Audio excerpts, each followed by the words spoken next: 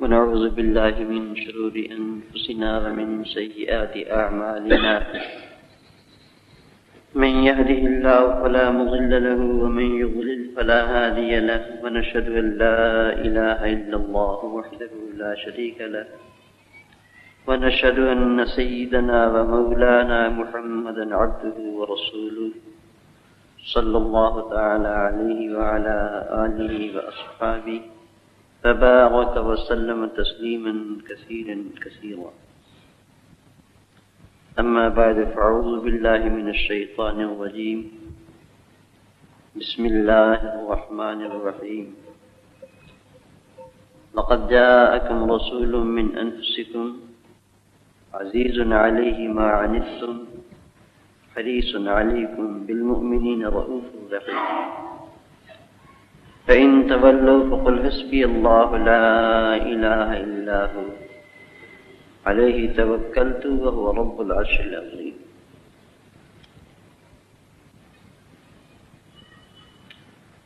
حضرت صلی اللہ علیہ وسلم کی 6 صفات ذکر فرمائی ہیں اس آیت شریفہ میں.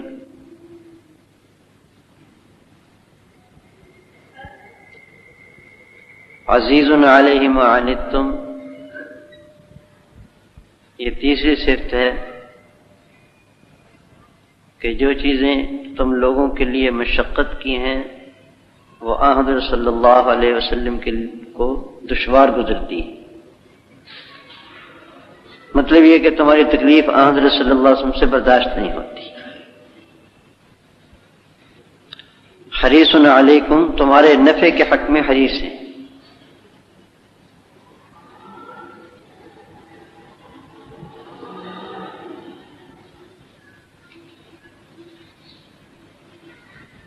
یعنی جو چیز تمہیں نفع پہنچانے والی ہو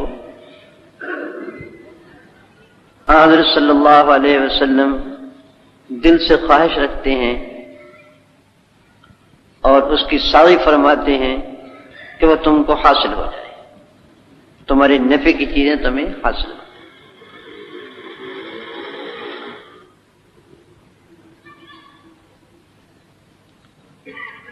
حضرت صلی اللہ علیہ وسلم کا ارشاد گرامی ہے، انما انا لکم بمنزلۃ الوالد من الولد. میں تمہارے لیے ایسا ہوں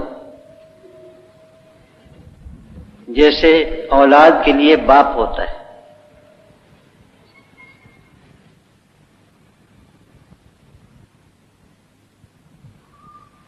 مطلب یہ کہ جس طرح باپ شفیق ہوتا ہے اور اپنی اولاد کی خیر خواہی چاہتا ہے، میں بھی اسی طرح تمہارے لیے شفیق ہوں اور تمہاری خیر خواہی چاہتا ہوں.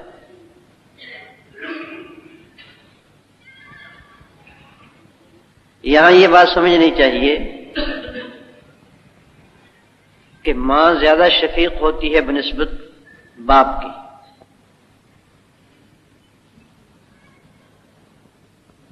ماں کی شفقت بڑی ہوئی ہوتی ہے باپ کی شفقت سے.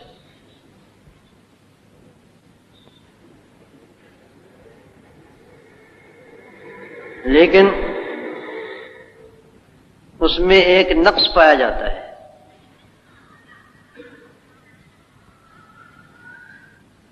اس لیے کہ وہ شفقت کے جذبات میں بعض اوقات عقل کی رعایت نہیں کرتی.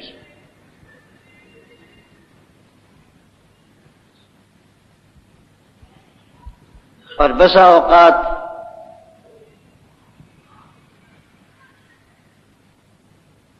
اپنی شفقت و محبت کے جوش میں انجام نہیں سوچتی اور تدبر سے کام نہیں لیتی. بخلاف باپ کی شفقت کے کہ باپ کو بھی اپنی اولاد سے شفقت ہوتی ہے، لیکن وہ جذبات محبت کو عقل پر غالب نہیں آنے دیتا.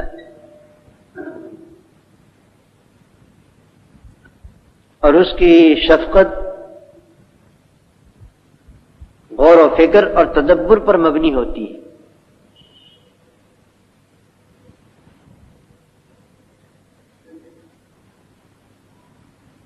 اس لیے حضرت صلی اللہ علیہ وسلم کو تشبیہ دی گئی ہے باپ کے ساتھ، نہ کہ ماں کے ساتھ۔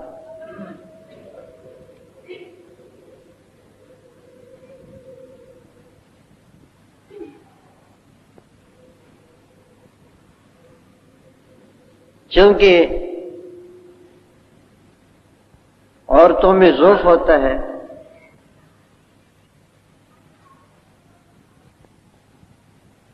یہ ان کے قوا کا بھی ضعف ہے اور ان کی رائے کا بھی ضعف ہے۔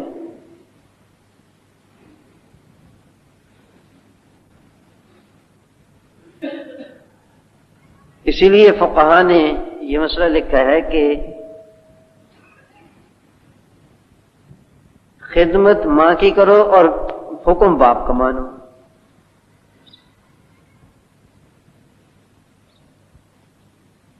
خدمت ماں کی کرو اور حکم باپ کا مانو۔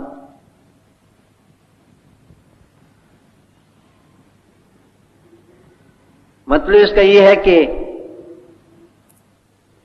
اگر کوئی موقع ایسا آ جائے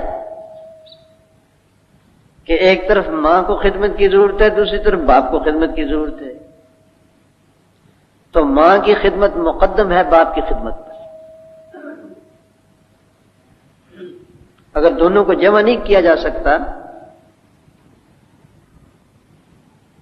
دونوں خدمتوں کا جمع کرنا ممکن نہیں، تو پھر باپ کی خدمت سے ماں کی خدمت مقدم ہے۔ اور اسی طرح اگر ماں ایک بات کا حکم دیتی ہے، باپ دوسری بات کا حکم دیتا ہے،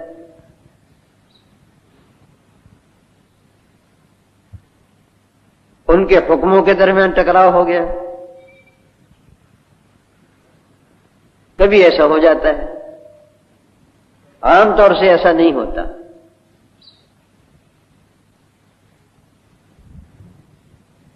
لیکن کبھی ایسا بھی ہو جاتا ہے کہ باپ ایک بات کہتا ہے، ماں اس کو الٹ کہتی ہے، ماں ایک بات کہتی ہے، باپ اس کو الٹ کہتا ہے۔ اور اس وقت اولاد مشکل میں پڑ جاتی ہے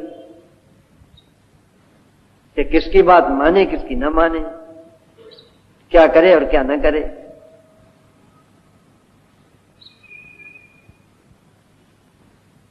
تو اس وقت حکم یہ ہے کہ ماں کی گستاخی اور بے ادبی تو نہ کرے، لیکن تعمیل باپ کے حکم کی کرے۔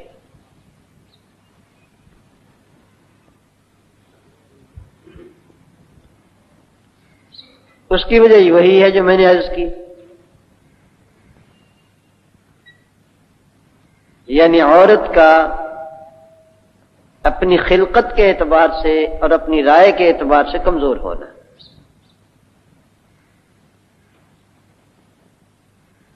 چونکہ وہ خلقتاً کمزور ہے،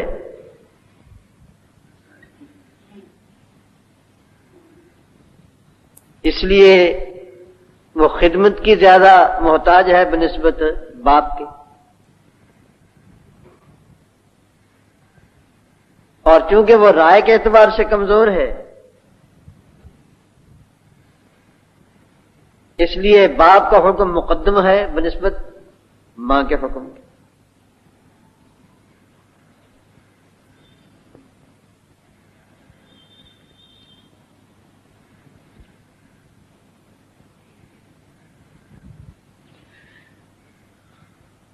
عام طور پر گھروں میں جو فساد پیدا ہوتا ہے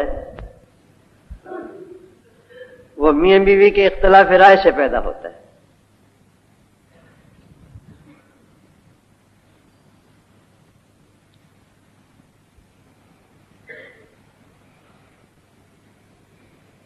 ہمارے یہاں تو یہ اصول بنا لیا گیا ہے کہ عورت ہمیشہ مظلوم ہوتی ہے، مرد ہمیشہ ظالم ہوتا ہے۔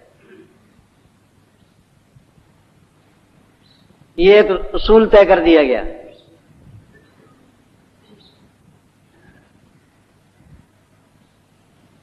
چنانچہ ہمارے یہاں جو خاندانی مسائل کو نمٹانے کے لیے عدالتیں مقرر کی گئی ہیں، ان میں جب بھی مقدمہ جاتا ہے کوئی ازدواجی مقدمہ تو فیصلہ عورت کے حق میں کرتے. گویا انہوں نے پہلے سے طے کر لیا ہے کہ عورت مظلوم اور مرد ظالم.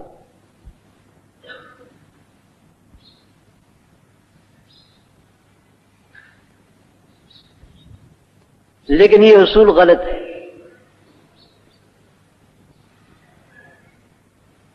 اپنی فطرت کے اعتبار سے نہ مرد ظالم ہے نہ عورت ظالم ہے.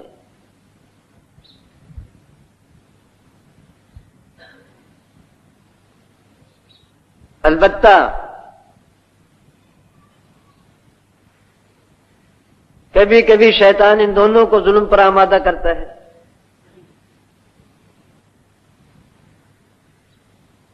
مرد کو بھی عورت کو بھی. مگر دونوں کے ظلم کا رنگ الگ الگ ہے.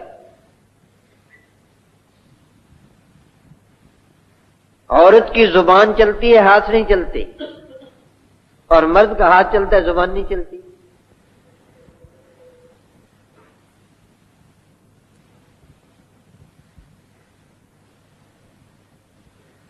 اس لیے مرد کا ظلم سب کو نظر آتا ہے اور عورت کا ظلم فضا میں تحلیل ہو جاتا ہے. منہ سے الفاظ نکلے، ہوا میں تحلیل ہو گئے، سوائے کرام کاتبین کو ان کو کوئی گواہ بھی نہیں ہے.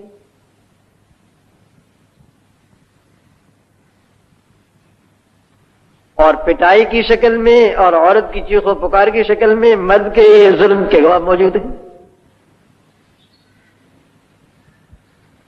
جو بھی سنے گا دیکھے گا کہے گا کہ مرد بڑا ظالم ہے.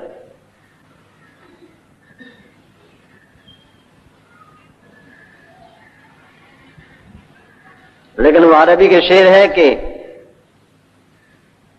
جراحات السنان لها التیام ولا یلتام ما جرح اللسان. نیزوں کے زخم تو بھر جاتے ہیں لیکن زبان کا زخم کبھی بھرتا نہیں.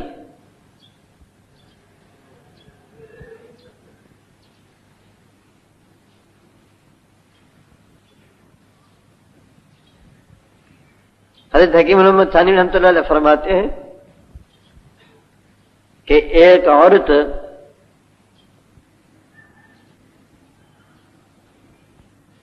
کسی بزرگ کی خدمت میں آئی،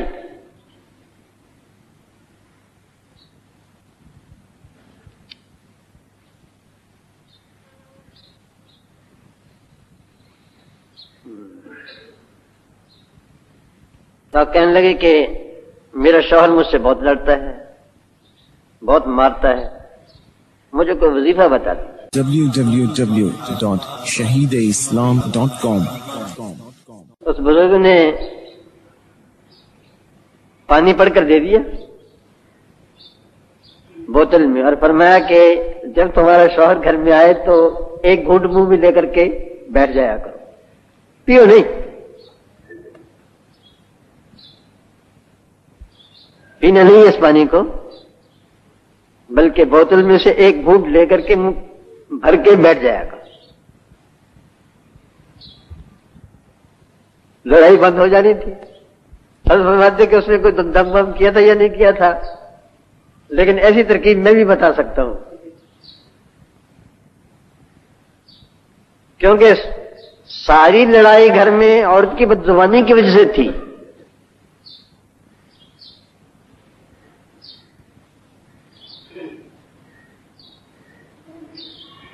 تو جب منہ میں پلی لے کر کے بیٹھ گئی، بس زبانی ختم ہو گئی اور لڑائی بھی ختم.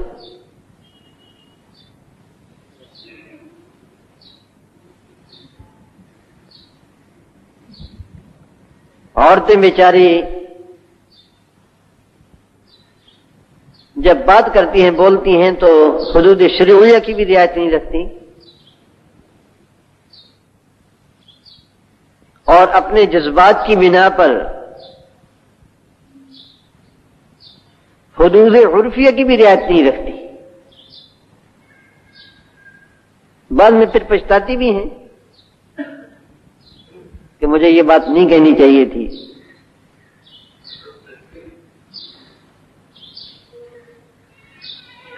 اور مرد ان باتوں کو برداشت نہیں کرتا، لڑائی ہوتی ہے۔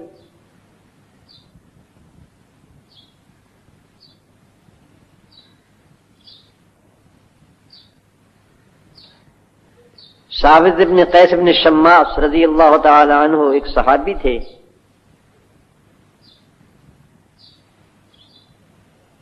ان کی اہلیہ حضرت صلی اللہ علیہ وسلم کی خدمت میں آئیں،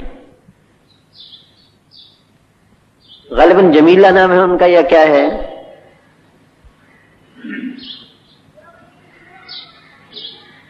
سبحان اللہ، کیسے لوگ تھے یہ؟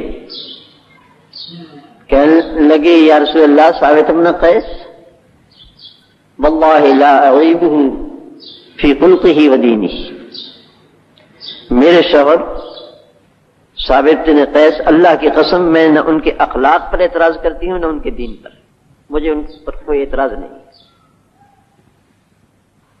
ولکنی اکرہ الکفر فی الاسلام، لیکن میں اسلام میں کفر کو پسند نہیں کرتی، مطلب یہ کہ دل نہیں ملتا، مجھے اس پر کوئی اعتراض نہیں ہے،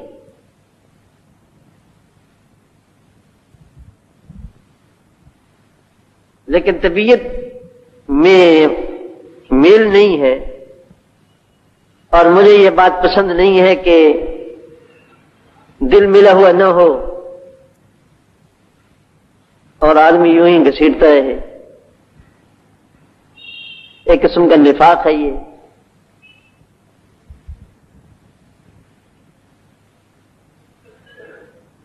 مطلب ان کے کہنے کا یہ تھا کہ میری جدائی کروا دی جائے۔ حضرت صلی اللہ علیہ وسلم نے فرمایا اتردین علیہ حدیقتہ، جو باغ اس نے تجھ کو مہر میں دیا ہے تم اس کو واپس کر دو گی؟ کہنے لگے جی واپس کر دو گی۔ فرمایا ثابت کو بلاؤ، ثابت نے قیس کو بلایا، وہ حاضر خدمت ہوئے، آپ نے فرمایا کہ اپنا باغ لے لو، اس کو طلاق دے دو، ختم۔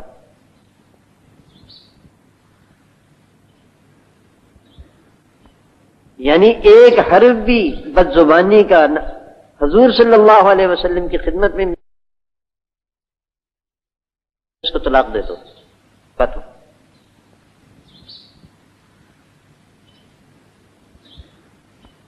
یعنی ایک حرف بھی بد زبانی کا حضور صلی اللہ علیہ وسلم کی خدمت میں بھی عرض نہیں کیا۔ اپنے شوہر سے تو کیا کہتی ہیں بیچاری،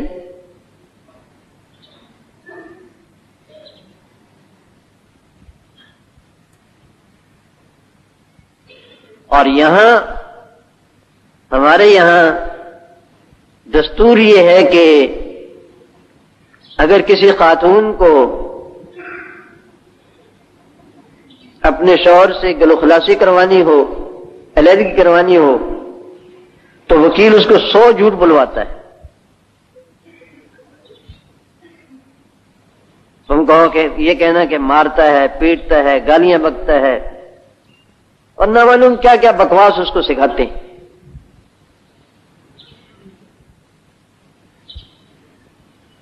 یہاں عورت یہ کہہ رہی ہے کہ مجھے کوئی اعتراض ہی نہیں ہے سرے سے اپنے شوہر پر،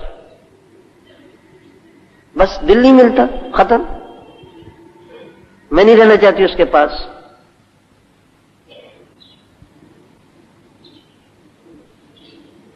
کیسی سچائی اور کیسی صفائی!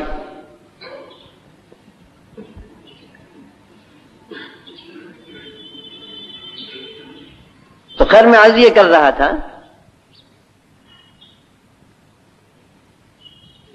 کہ گھر میں جتنے یہ فتنے فساد ہوتے ہیں عموماً میاں بیوی کی ناچاقی کی وجہ سے ہوتے ہیں۔ عورت بات کہتے ہوئے حدود کی رعایت نہیں رکھتی، اور مرد ہاتھ اٹھاتے ہوئے حدود کی رعایت نہیں رکھتا۔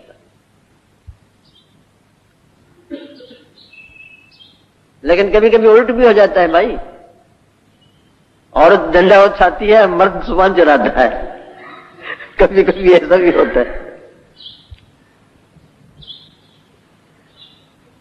بعض مرد بھی ایسے ہیں جو نہایت گندی باتیں کرتے ہیں. مرد کا کام نہیں ہے بھائی، یہ تو زنانہ کام ہے. زبان چلانا زنانہ کام ہے، مرد کا کام نہیں ہے، مردانہ کام نہیں ہے.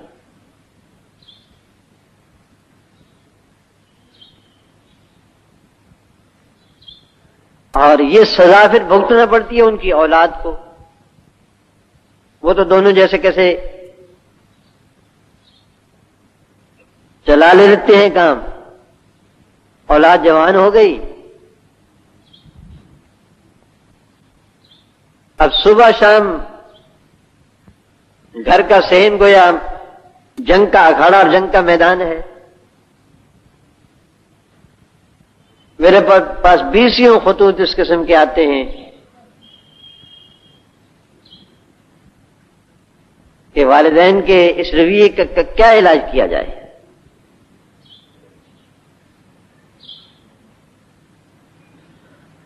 اور بہت سے خطوط اس مضمون کے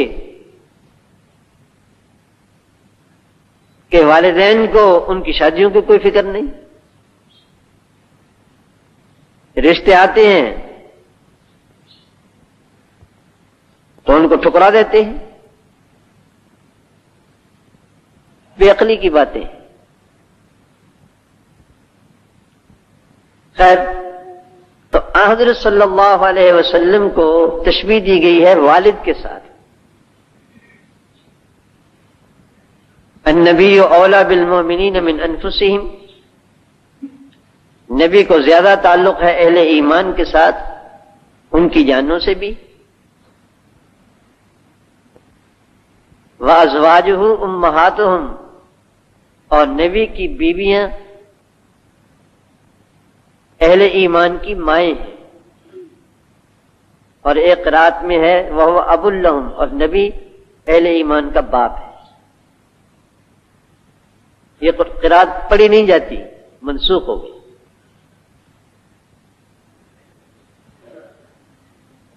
لیکن یہ حدیث جو میں نے پڑھی ہے یہ صحیح ہے. انما انا لکم بمنزلۃ الوالد من الولد، میں تمہارے لیے ایسا ہوں جیسا اولاد کے لیے باپ ہوتا ہے.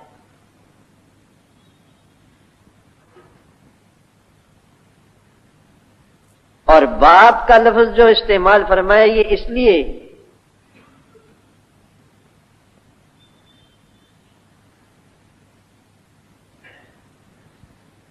کہ دنیا میں ماں اور باپ کی شفقت سے بڑھ کر کوئی شفقت ہو نہیں سکتی کہ اس کو بیان فرمایا کیا جائے، کسی اور چیز کے ساتھ تشبیہ دی جائے.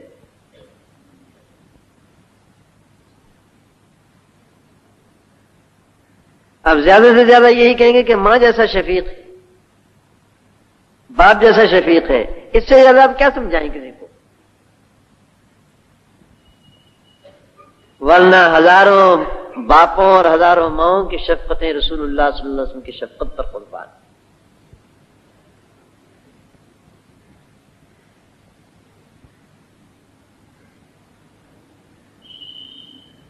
حدیث شریف میں ایک مضمون آتا ہے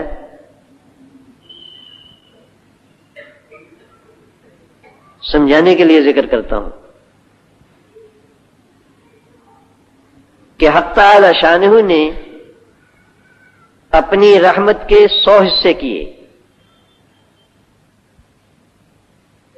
ایک حصہ اللہ تعالی نے 100 میں سے ایک حصہ، 99 حصے نہیں، ایک حصہ دنیا میں نازل فرمایا.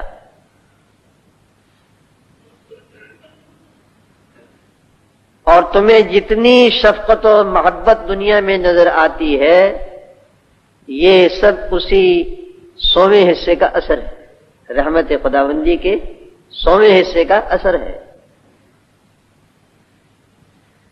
حضرت صلی اللہ علیہ وسلم فرماتے ہیں حتیٰ کہ جانور جو مادہ جانور جو اپنی اولاد کے ساتھ شفقت کرتی ہے وہ بھی اس رحمت کا اثر ہے.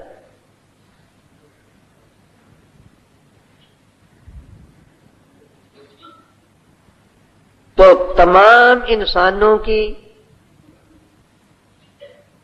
اور تمام حیوانات کی شفقتوں کو جمع کر لیا جائے، وہ اللہ تعالیٰ کی رحمت کا 100واں حصہ نہیں، 100ویں حصے کا اثر ہے۔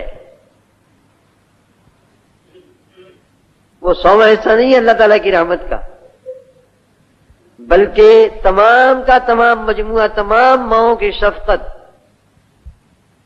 اور انسانی مائیں ہوں یا حیوانی مائیں ہوں،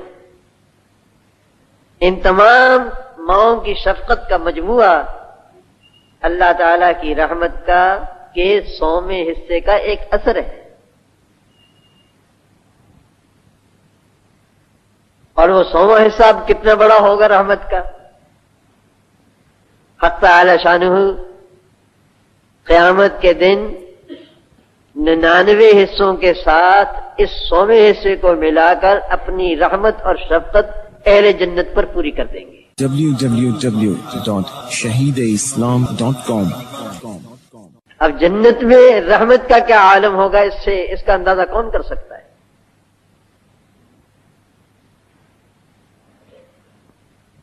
تو یہ اس مضمون سمجھانا چاہتا ہوں کہ جس طرح ساری ماؤں کی شفقتیں مل کر اگر ایک مجموعہ بنا لیا جائے اور فرض کرو ایک آدمی میں جمع کر دیا جائے تو اللہ تعالیٰ کی رحمت کے 100ویں کا حصے کا اثر ہے۔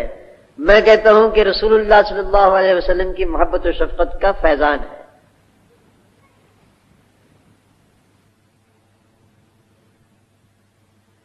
تمام ماؤں کی مجموعی شفقت سے حضرت صلی اللہ علیہ وسلم کی شفقت بڑی ہوئی ہے۔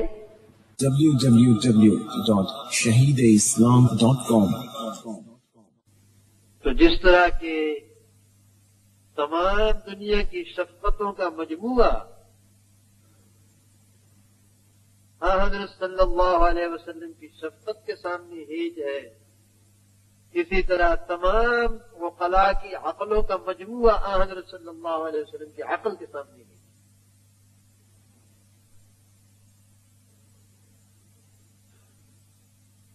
اب اتنی کامل شفقت و محبت اور ایسی کامل عقل و دانائی کے ساتھ حضرت صلی اللہ علیہ وسلم نے جو بات امت کو فرمائی ہوگی، وہ امت کے لیے اس کی تعمیل کتنی سعادت و برکت کی چیز ہوگی۔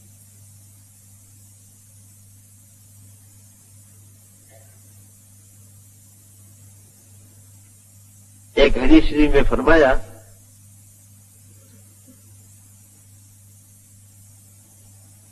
کہ میری اور تمہاری مثال ایسی ہے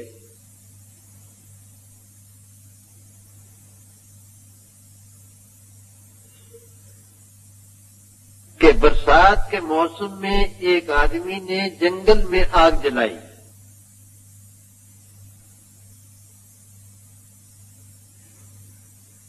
آگ روشن ہونے کی وجہ سے رات کا وقت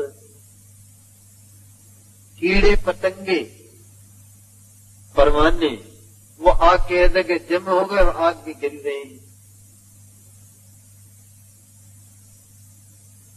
اور وہ سب کو اس آگ سے ہٹا رہا ہے۔ وہ جانتا ہے کہ یہ آگ میں گر کر کے اپنی جان دے دیں گے، ملے گا ان کو کچھ نہیں۔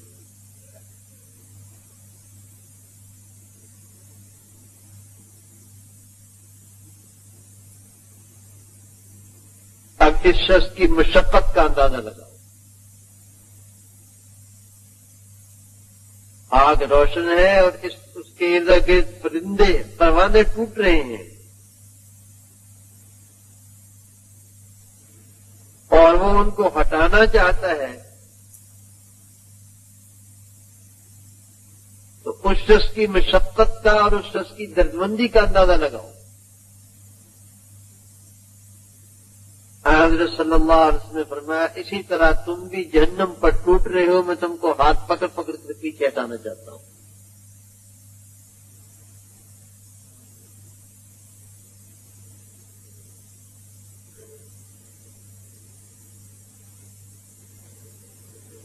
جتنے گناہوں کے کاموں سے رسول اللہ صلی اللہ علیہ وسلم نے ہمیں منع فرمایا ہے،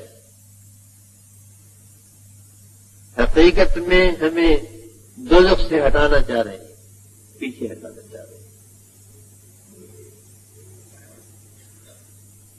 اور جتنے نیک کاموں کا رسول اللہ صلی اللہ علیہ وسلم نے ہمیں حکم فرمایا ہے، ان کا مقصد یہ ہے کہ ہماری انگلی پکڑ کر ہمیں جنت میں ساتھ لے جانا چاہتے ہیں۔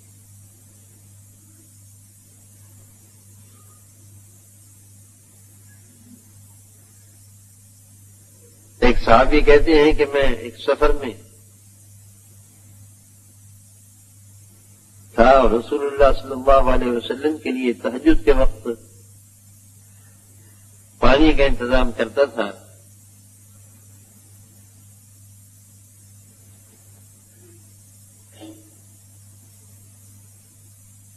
حضرت صلی اللہ علیہ وسلم نے فرمایا کہ مانگو کیا مانگتے ہو؟ وضو سے فارغ ہوئے؟ پھر مانگو کیا مانگتے ہو؟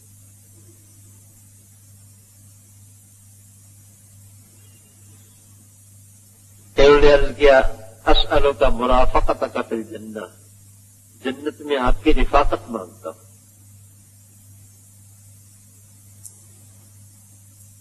حضور کی رفاقت، جنت میں حضور کی رفاقت، اللہ تعالی ہم سب کو نصیب فرمائے، اللہ تعالی ہم سب کو نصیب فرمائے۔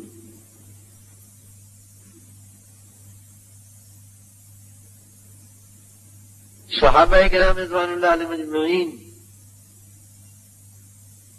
کے دل میں چونکہ رسول اللہ صلی اللہ علیہ وسلم کی محبت تھی،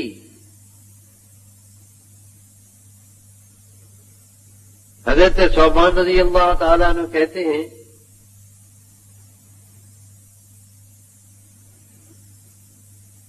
ایک دن بڑے اداس مغموم بیٹھے تھے، رسول اللہ صلی اللہ علیہ وسلم نے فرمایا کیا بات ہے ثوبان، کیا بات ہے؟ کہنے لگے یا رسول اللہ ایک فکر لگی ہوئی ہے، پریشانی ہے۔ فرمایا خدا نہ کرے کیا پریشانی ہے؟ کہنے لگے یا رسول اللہ رات کو بستر میں لیٹ جاتے ہیں، حضور کی یاد آ جاتی ہے تو بستر چھوڑ کر حضور کو دیکھنے کے لیے آ جاتے ہیں، صبر نہیں ہو سکتا۔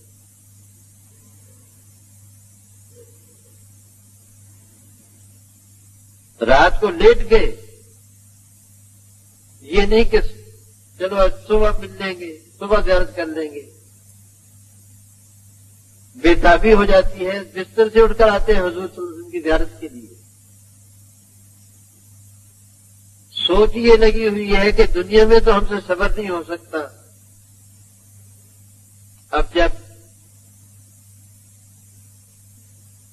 قیامت کے دن اول تو ہمارے بارے میں پتہ کچھ نہیں کہ جنت ملے گی بھی کہ نہیں ملے گی، اور مل بھی گئی تو حضور کے درجات تو بہت بلند ہوں گے، ہمیں کہیں یوتیوں ووتیوں میں جگہ مل گئی تو حضور کی زیارت کیسے ہو سکے گی؟ اور اگر حضور کی زیارت نہ ہو تو جنت کو کیا کرنا؟ جنت کس کام کی ہے؟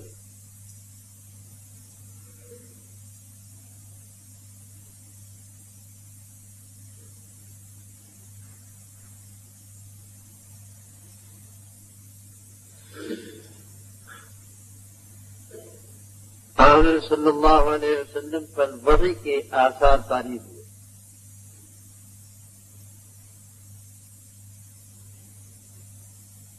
اور اسی مجلس میں بیٹھے بیٹھے یہ آیت کریمہ نازل ہوئی وَمَن يُطِعِ اللَّهَ وَالرَّسُولَ فَأُولَٰئِكَ مَعَ الَّذِينَ أَنْعَمَ اللَّهُ عَلَيْهِمْ مِنَ النَّبِيِّينَ وَالصِّدِّيقِينَ وَالشُّهَدَاءِ وَالصَّالِحِينَ وَحَسُنَ أُولَٰئِكَ رَفِيقًا۔ جو شخص حکم مانے اللہ کا اور اس کے رسول صلی اللہ علیہ وسلم کا، بس یہ لوگ ہوں گے ان لوگوں کی معیت اور رفاقت میں جن پر اللہ کا انعام ہے۔ اللہ کے رسول کا کہا مانو گے تو جن لوگوں پر اللہ تعالیٰ کا انعام ہے ان کی معیت نصیب ہوگی، رفاقت نصیب ہوگی۔ اور وہ ہے نبی، صدیق، شہید اور اعلی درجے کے صالحین یعنی اولیاء اللہ۔ وَحَسُنَ أُولَٰئِكَ رَفِيقًا، اور کیا ہی خوب ہے یہ حضرات رفیق ہونے کے اعتبار، جن کو ان حضرات کی رفاقت مل جائے ان کو اور کیا چاہیے۔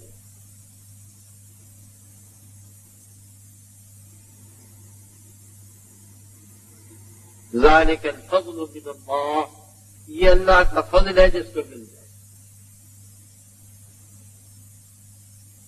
وَكَفَىٰ بِاللَّهِ عَلِيمًا، علیم ہے نا،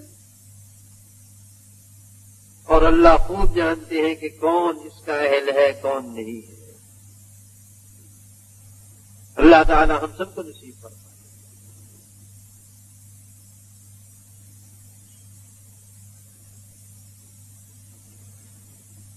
تو صحابہ کرام رضوان اللہ علیہم اجمعین کو چونکہ محبت کامل تھی حضرت صلی اللہ علیہ وسلم سے، اس لیے حضرت صلی اللہ علیہ وسلم کی رفاقت کی قدر و قیمت کو جانتے تھے۔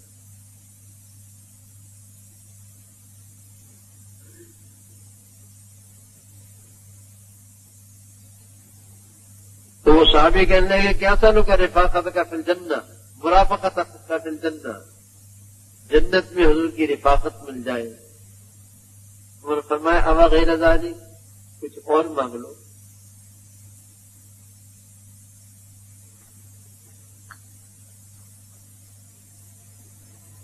بس یہی ہے کچھ اور؟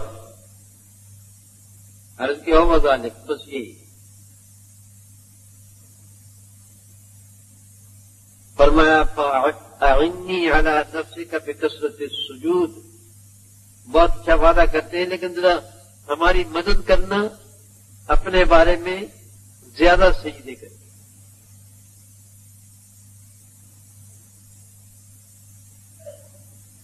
یعنی کثرت کے ساتھ نماز پڑھ کر کے ہماری مدد کرنا تاکہ ہم رفاقت کے لیے تمہاری سفارش کر سکیں۔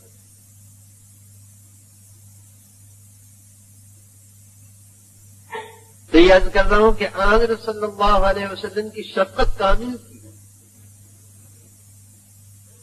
اس لیے حضرت صلی اللہ علیہ وسلم نے ہمیں جن جن چیزوں سے منع فرمایا ہے،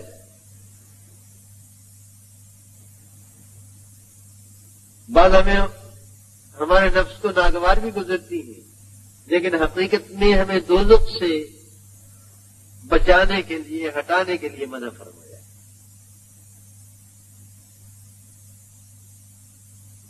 اور جن جن چیزوں کا رسول اللہ صلی اللہ علیہ وسلم نے ہمیں حکم فرمایا ہے وہ اصل میں ہمیں اپنے ساتھ جنت میں لے جانے کے لیے حکم فرمایا ہے۔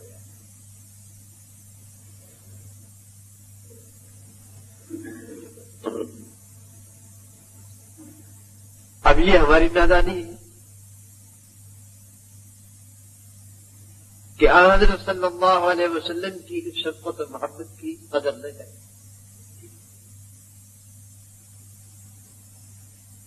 وَبِالْمُؤْمِنِينَ رَءُوفٌ رَحِيمٌ،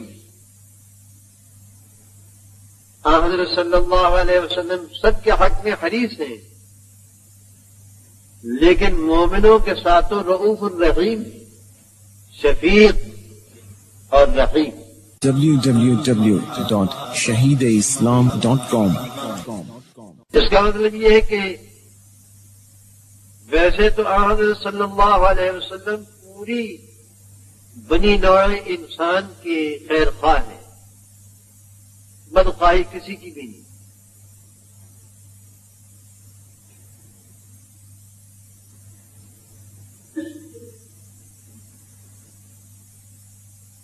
اپنے دشمنوں کے ساتھ بھی حضرت صلی اللہ علیہ وسلم بدخواہی نہیں فرماتے تھے، الا یہ کہ آپریشن کرنے کی ضرورت پیش آ جائے۔ ایک صاحب مجھے کہنے لگے کہ یہ جو حدیث شریف میں حضور صلی اللہ علیہ وسلم کی بددعائیں آتی ہیں یہ بالکل جھوٹی حدیثیں ہیں، حضور صلی اللہ علیہ وسلم تو رحمت للعالمین تھے، آپ کیسے بد دعا دے سکتے؟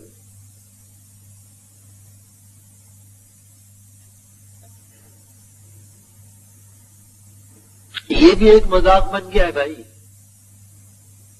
مذاق وہ نہیں جو تمہاری زبان میں استعمال ہوتا ہے، ایک ذوق بن گیا ہے کہ جو بات تمہاری سمجھ میں نہ آئے سب سے پہلے یہ کہہ دو کہ یہ جھوٹی ہے، جو بات تمہاری عقل میں نہیں آئی کہہ دیا کہ جھوٹی ہے۔ اللہ کے بندوں کسی سے یہ تو پوچھ لو کہ اس کا کیا مطلب ہے۔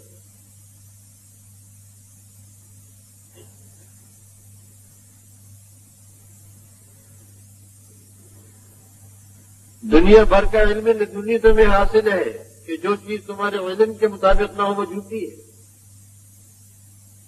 کیسا قدم کرتے ہو؟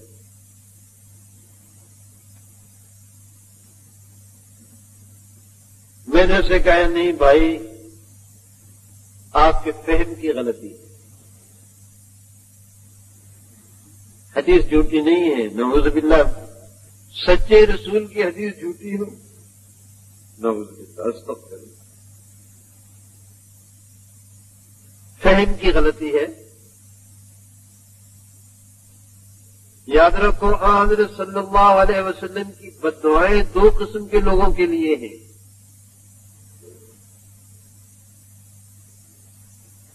ایک مسلمانوں کے لیے اور ایک کافروں کے لیے۔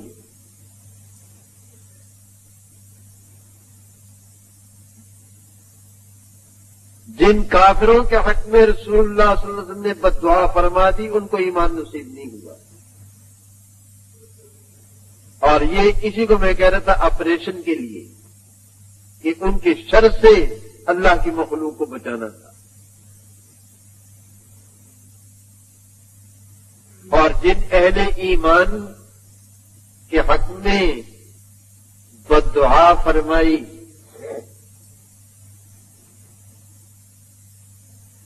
وہ حضرت صلی اللہ علیہ وسلم کی بددعا بھی دعا ہے، کیونکہ بہت سی احادیث میں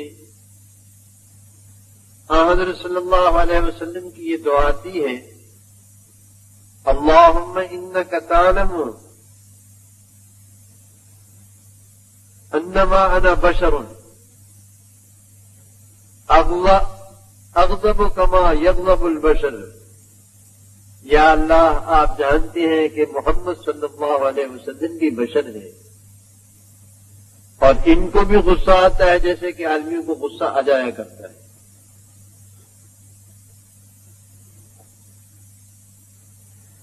فَأَيَّمَا مُؤْمِنٍ آذَيْتُهُ أَوْ شَتَمْتُهُ أَوْ جَلَدْتُهُ أَوْ لَعَنْتُهُ، پس جس کسی مومن کو میں نے مارا ہو، اس کو ایذا دی ہو، اس کو برا بھلا کہا ہو، اس پر لعنت کی ہو، فَجَعَلَهَا لَهُ صَلَاةً وَزَكَاةً وَقُرْبَةً تُقَرِّبُهَا بِهِ إِلَيْكَ، بس اے اللہ میں آپ سے درخواست کرتا ہوں کہ آپ میری اس بددعا کو اس شخص کے لیے حق میں رحمت بنا دیجیے، پاکیزگی کا ذریعہ بنا دیجیے اور اپنے قرب کا ذریعہ بنا دیجیے، اللہ نے اسے منظور کروا دیا۔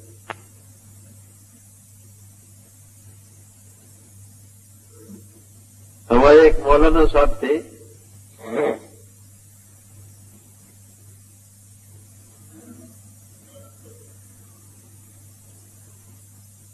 ان کی بیوی کو ایسی ویسی بات کرتی تھی نا تو اوپر دے کر اللہ تعالیٰ سے کہتے کہ یا اللہ اس کو لکھیے نہیں، نام عمل میں نہ لکھیے،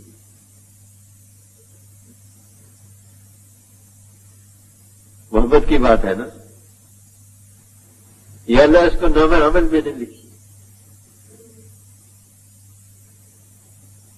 اور یہاں الٹ ہو رہا ہے کہ یا اللہ میں جس شخص کے لیے بد دعا کر دوں آپ اس کو بد دعا نہ بنائیے، میری طرف سے دعا بنا دیجیے اس کو۔ ایک دفعہ وعدہ لے لیے اللہ تعالیٰ سے کہ اس کو اس شخص کے حق میں زکاتن و رحمتن و قربتن 3 لفظ آتے ہیں۔ اس شخص کی پاکیزگی کا ذریعہ بنا دیجیے، اس کے لیے رحمت کا ذریعہ بنا دیجیے، اور اس کے لیے اپنے قرب کا ذریعہ بنا دیجیے۔ کیا شان ہے اس نبی کی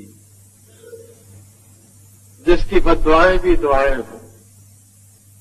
ان کی جن بزرگوں کے لیے رسول اللہ صلی اللہ علیہ وسلم نے دعائیں کی ہوں گی، ان کا کیا پوچھنا اور ان کی کیا شان ہے۔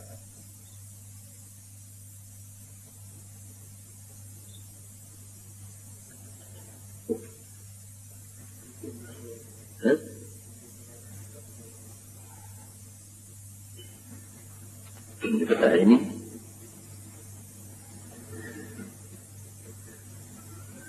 دار خیر حضرت صلی اللہ علیہ وسلم سے جو بددعائیں منقول ہیں وہ حضرت صلی اللہ علیہ وسلم کی رحمت للعالمین کے خلاف نہیں،